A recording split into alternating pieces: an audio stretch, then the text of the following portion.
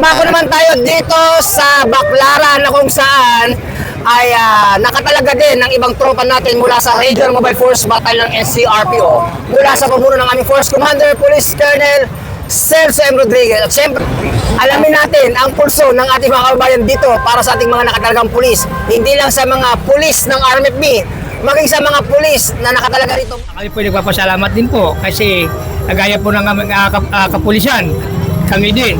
Pasalamat din po kami kahit nasa malayo po kami ng aming pamilya, ang iniisip po namin, seguridad po ng aming mamamayang Pilipino po. Kahit Holy Week po, andito pa rin po kami, ginagampanan po namin ang aming tungkulin po bilang lingkod bayan. Salamat tayo dahil marami kapulisan dito para bandayan yung mga tao din. Thank you po sa mga pulis at saka mga taong tumutulong para mapanatiling maayos at kaligtasan ng mga tao. Sana po maging ligtas din sila, pati yung mga taong mahal nila sa buhay na kahit hindi nila kasama ngayong Semana Santa, matanatili din silang ligtas. Ang masasabi ko lang po sa kapulisan, magandang ginagawa nila kasi para sila paikot-ikot sila sa buong Baclaran. Po, thank you po sa PNP natin dahil may pulis po na inassign dito.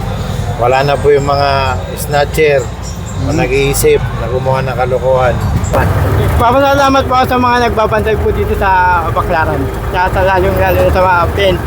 Mula po dito sa Baclaran, sa ngalan po ng aming Regional Director ng NCRPO, Police Major General Anthony Berin, at syempre ang aming Force Commander ng RMFB, NCRPO, Police Colonel Celso M. Rodriguez, at sa aming pong BICAS F5 Chief na walang iba kundi si Police Captain Eric Cabutahe. Kasama si Patrolman Shubal. Ako po ang inyong Police News Network Correspondent, Police Chief Master Sergeant Mauricio Bonilla Ruiz, alagad ng batas, taga-taguyod ng Balitang Pulis. Lilingkod sa bawat Pilipino at magbibigay ng tamang impormasyon para sa tahimik at maayos na Pilipinas. Police News Network, alagad ng batas, tagapagtaguyod ng Balitang Pulis, sandigan ng mamamayan, patnubay ng katotohanan.